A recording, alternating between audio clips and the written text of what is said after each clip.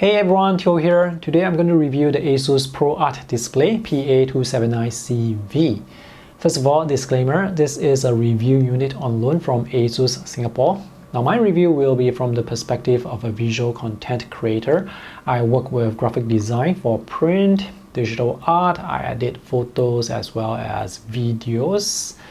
So the main selling points for this monitor is it supports 4K UHD resolution, it supports 100% sRGB, it has USB-C with 65 watt power delivery, so you can use this monitor as a USB hub.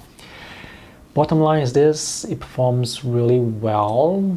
The only issue I have with this is actually with the marketing. On the website it says this is a 10-bit display, but in reality it is not, it is just an 8-bit display with FRC. These are the items included: warranty info, quick start guide, a card that tells you this display is common, verified and calibrated. This is the color calibration testing report. According to this report, the gamma is 2.19 and the color accuracy has an average delta E of 0.45. Delta E is the difference between the actual colors you see on the display versus the colors that you input. Anything less than 1 is fantastic. This is a 1.5 meter USB-C to C cable. This is a 2 meter full-size DisplayPort to full-size DisplayPort cable. And lastly, the power cable. Here in Singapore, we are using this 3-pin plug. The monitor has HDMI port, but there is no HDMI cable included. That's the base and the stand. The exterior is textured plastic, while the interior is metal. It's quite heavy, by the way, so it's very easy to fix this. Just put it together and just screw this part. There are 8 pieces of rubber on the base, so this has very good grip on the table. This is for cable management. This is hard plastic. This is how the attachment looks. This monitor can be VESA mounted. The VESA dimensions are 10 by 10 centimeters. The back has this diagonal parallel line pattern. The front to back is about 6.5 centimeters. That's for the power, and this is a physical power switch. There are 2 full-size HDMI ports, version 2, full-size DisplayPort, version 1.2, USB-C with 65 watt power delivery, 3.5mm audio jack, and 2 USB 3 ports, type A. There are 2 more USB 3 Type A ports on the left when you're facing the monitor. The power specifications are also printed.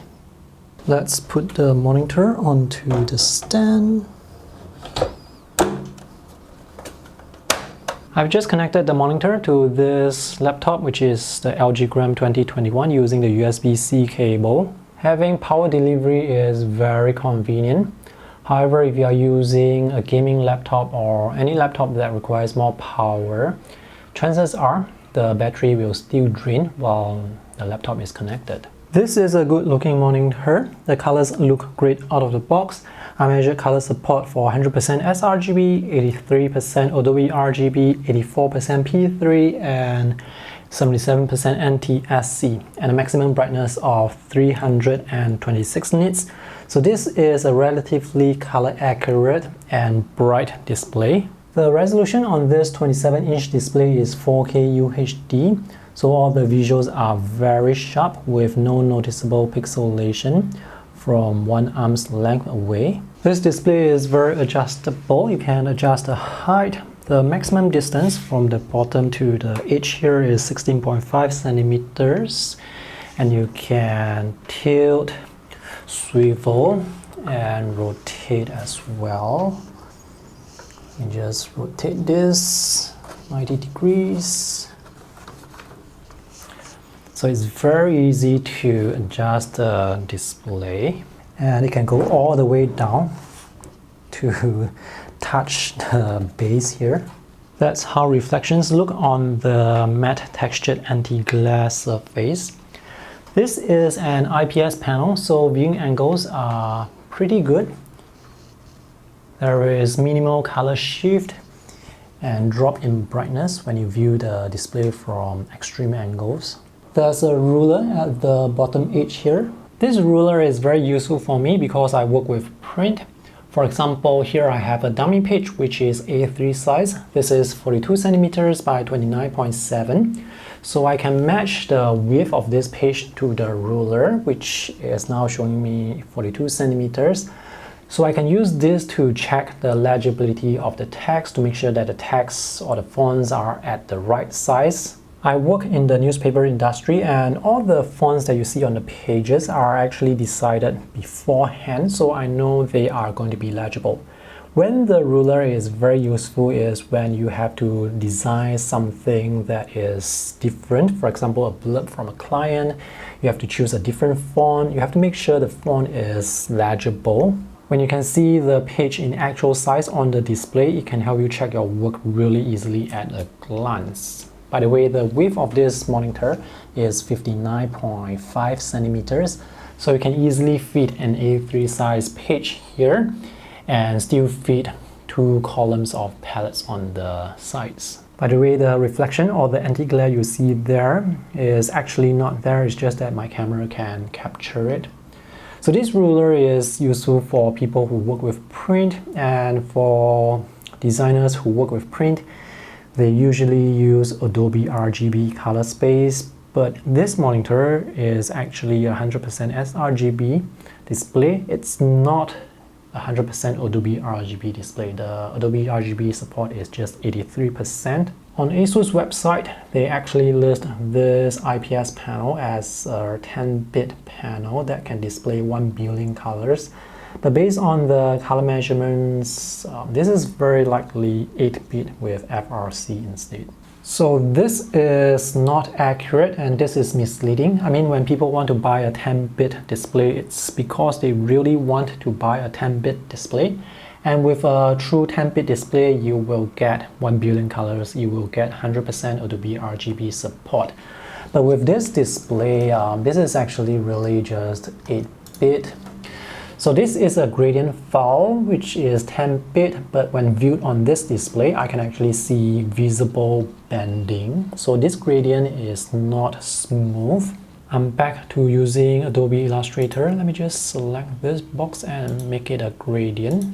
I'm not sure if my camera is able to capture the bending, but I do see bending.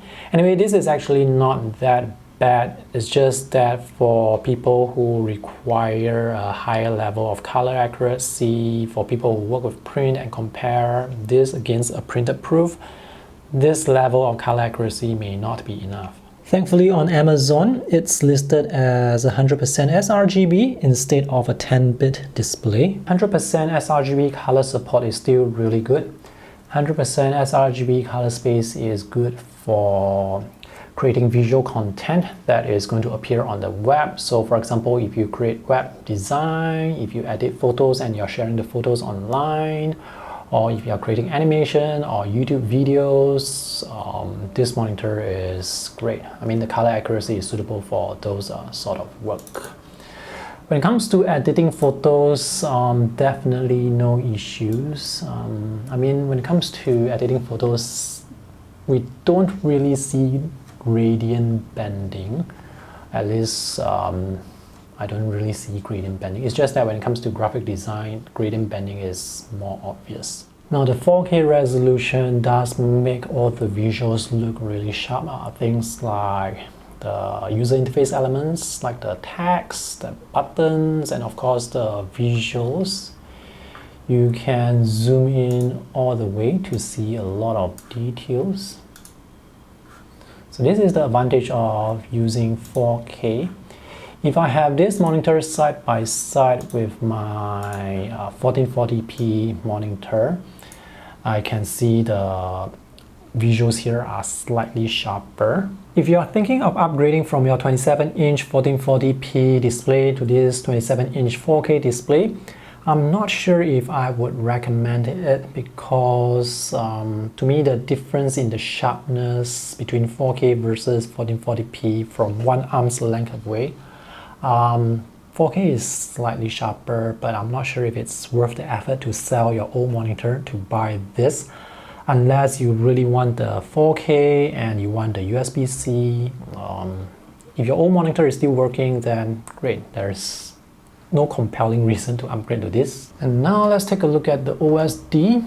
So you can access the OSD through the 5 buttons here, and it's very easy to navigate through the options with these buttons. These are the color modes available. What's missing here is Adobe RGB, and you can see the HDR option, it's grayed out. If you want to select HDR, you have to set HDR support for your OS from Windows or macOS, and then this will be available for you to select. And depending on the color mode you choose, some of these options here will be grayed out. So these are the different color options or display options you can adjust: brightness, contrast, saturation, hue, color temperature, gamma, black level.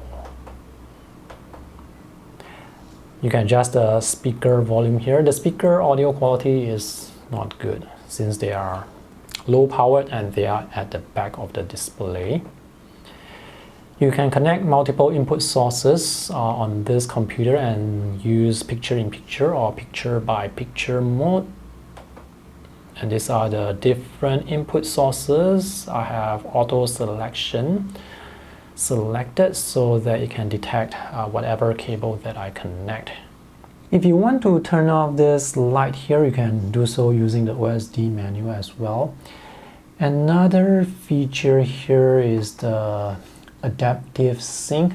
According to ASUS, this monitor can run at 48 to 60 Hz depending on your OS. I tried that earlier, and when I switched back to 60 Hz, the display started flickering, and I had to restart this monitor a few times to get this to work properly again. So I'm not sure if there is any issue with adaptive sync. Earlier on, I was using this monitor with Windows 10 using 1440p scaling. If you run this monitor at 4K native without scaling, all the user interface elements like the menu bars, the fonts, the icons, all those will be very small, very difficult to read. So you have to run this monitor with at least 125 or 150% scaling. And now I'm using this monitor with macOS, and there is this issue with macOS. I'm also using the 1440p scaling, and this is a 4K UHD file. The pixels here is 3840, and this file is now at 100%. So technically speaking, when this file is at 100% zoom, the width of this file should fit the width of the display, but you can see it's not happening here. So this is not a deal breaker, this is just something you should take note. There is this issue with the zoom and the scaling that happens with certain graphic design software. The visuals are still very sharp.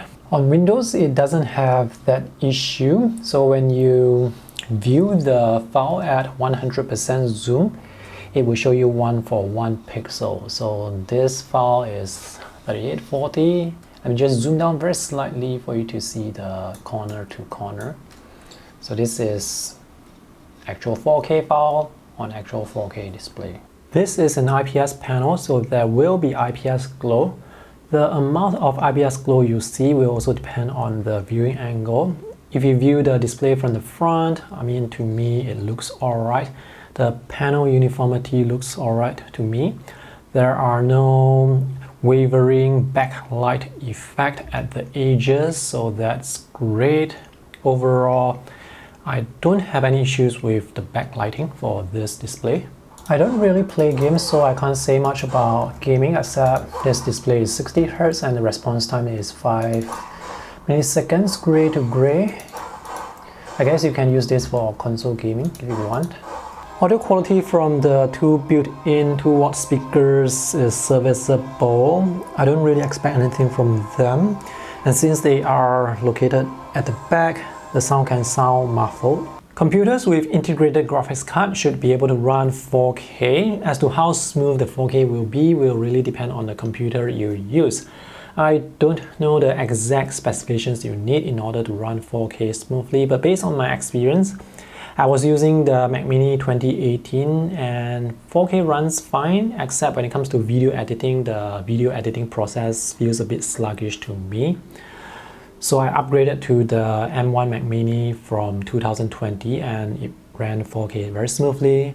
This computer is connected to the laptop, which is using Intel Iris Xe, and it's able to run 4K smoothly as well. I guess any computer from 2018 onwards should be able to run 4K smoothly. Alright, to conclude, this is a beautiful 4K display. The visuals are sharp. The color accuracy is good for visual content creators whose work are going to appear online. For the web, for people working with print, I recommend you go with Adobe RGB displays, but those are going to be more expensive. I don't have many negative things to say about this display. It performs pretty well. The audio quality for the speakers is not that great, but that's not important. The main issue I have with this display really is with the marketing. This is marketed as a 10-bit display, but in reality it's just 8-bit with FRC. So if I'm a visual content creator looking to buy a 10-bit display, it's because I want the 10-bit color. It's because I want 100% Adobe RGB color support. So if I were to buy this display based on the information on their website, only to discover that it's actually 8-bit FRC back at home or in the office, I would return this straight away. People buy 10-bit displays because they want the 10-bit color, because they want that extra level of color accuracy. So that's my main issue with this display, the marketing. But other than that, as a 100% sRGB display, it's really good, just that it's not true 10-bit, that's all. Alright, I hope this review is useful. Thanks for watching. If you have any questions regarding this, let me know in the comment section below. See you guys in the next video. Bye!